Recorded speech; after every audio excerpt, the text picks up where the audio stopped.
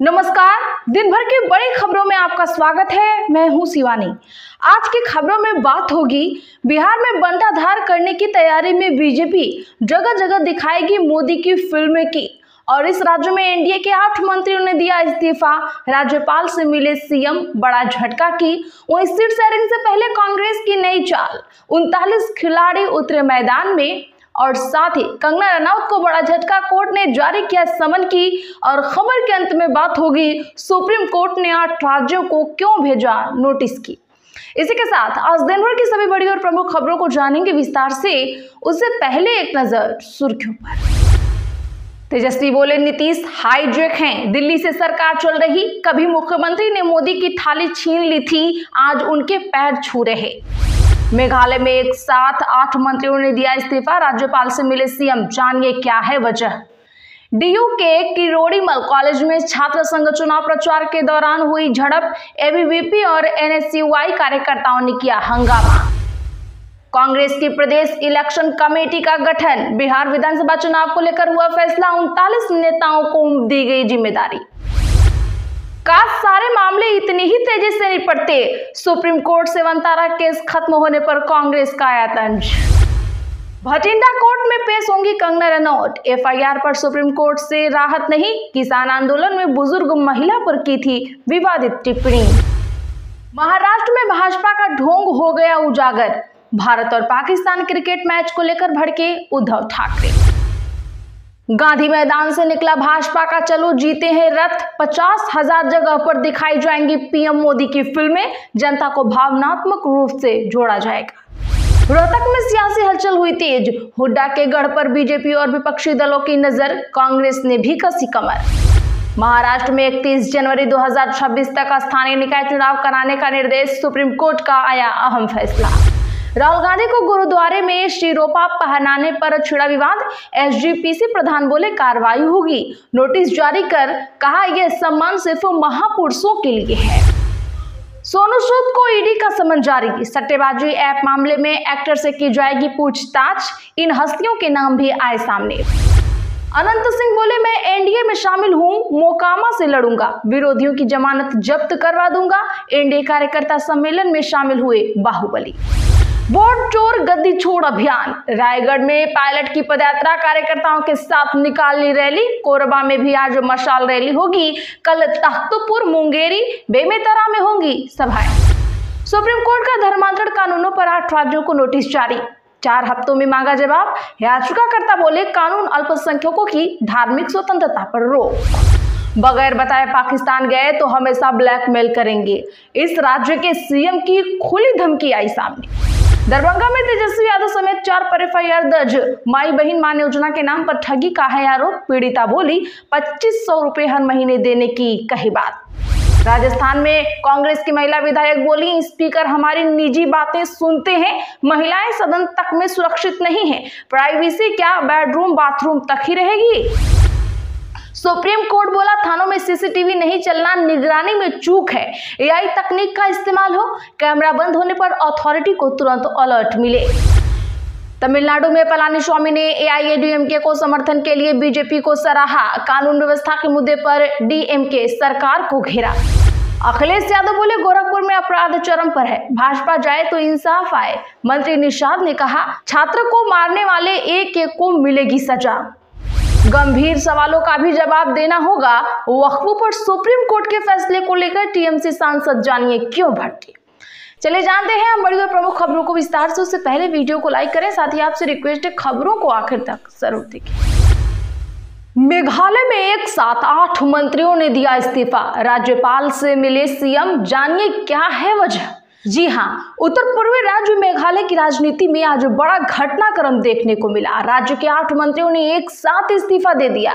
अधिकारियों ने इसकी जानकारी दी है। दरअसल बता दें कि मेघालय में मंत्रिमंडल विस्तार होना है। यही वजह है कि 8 मंत्रियों ने आज अपने पद से इस्तीफा राज्यपाल को सौंपा। इस्तीफा देने वालों में एएल हेक, पॉल लिंगदोह और अम्पारेन लिंगदोह सहित 8 मंत्रियों का नाम शामिल है। एनपीपी के नेतृत्व वाली मेघालय डेमोक्रेटिक अलायंस सरकार के प्रमुख मुख्यमंत्री कोनराड संगमा ने राजभवन में राज्यपाल CH विजयशंकर से मुलाकात की और मंत्रियों के इस्तीफे सौंपे।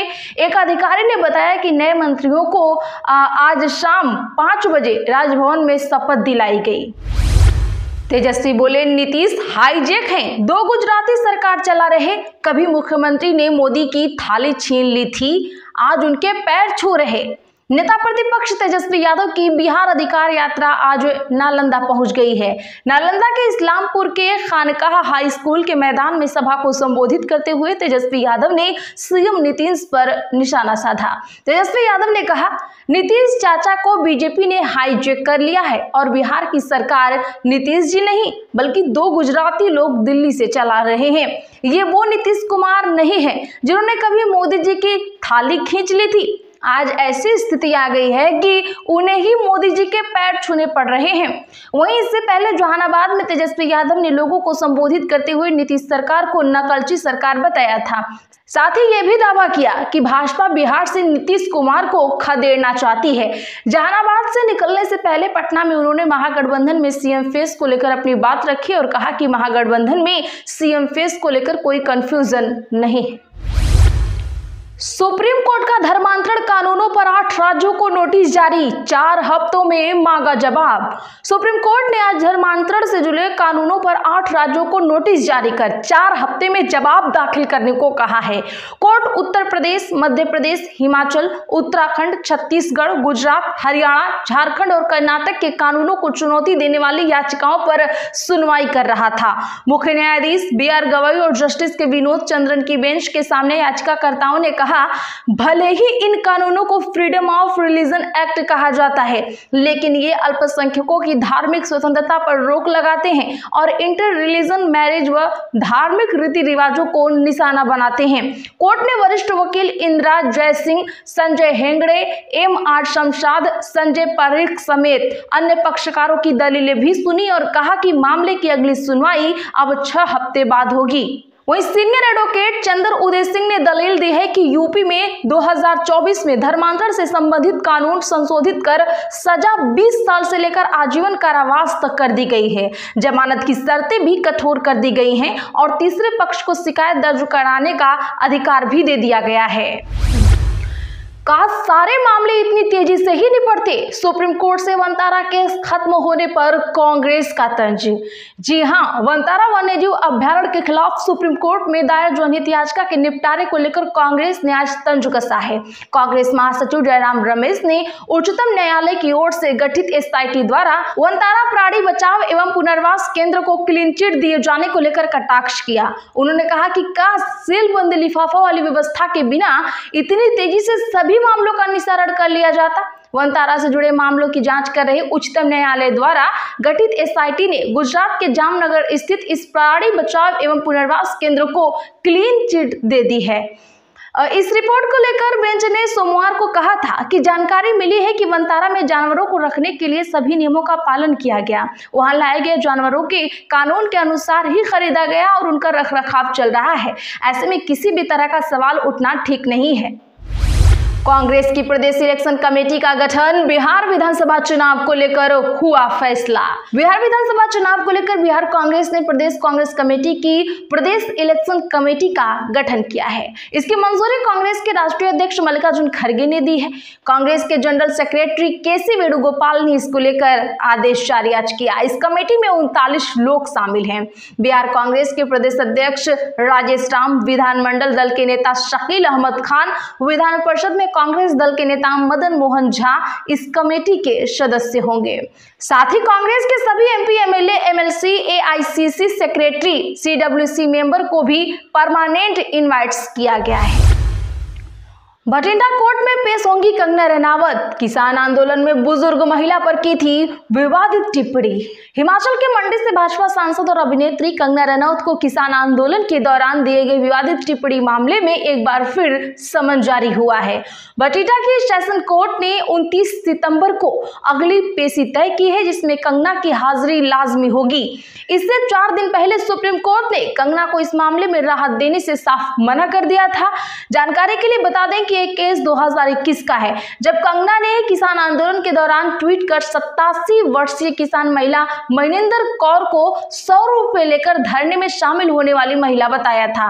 इस पर मनिंदर कौर ने मानहानि केस दर्ज करवाया था। कंगना का कहना है कि उन्होंने सिर्फ एक वकील की पोस्ट को रीपोस्ट किया था। गांधी मैदान से निकला भाजपा का चलो जीते हैं रथ। 50,000 जगह पर दिखाई जाएंगी पीएम मोदी की फिल्में। जी हां, जनता को लुभाने के लिए अब बिहार विधानसभा चुनाव से पहले भारतीय जनता पार्टी ने अपनी चुनावी मुहिम की शुरुआत कर दी है। इसी के तहत आज राजधानी पटना के ऐतिहासिक गांधी मैदान से चलो जीते हैं अभियान के तहत रथों का शुभारंभ किया गया। इस मौके पर सभी विधानसभा क्षेत्रों के लिए रथों की एक साथ रवानगी की गई। इस दौरान गांधी मैदान में बिहार भाजपा प्रदेश अध्यक्ष दिलीप जायसवाल, उप मुख्यमंत्री सम्राट चौधरी आदि लोग शामिल हुए। कार्यक्रम के तहत राज्य भर के 50,000 स्थानों पर लघु फिल्मों का प्रदर्शन किया जाएगा।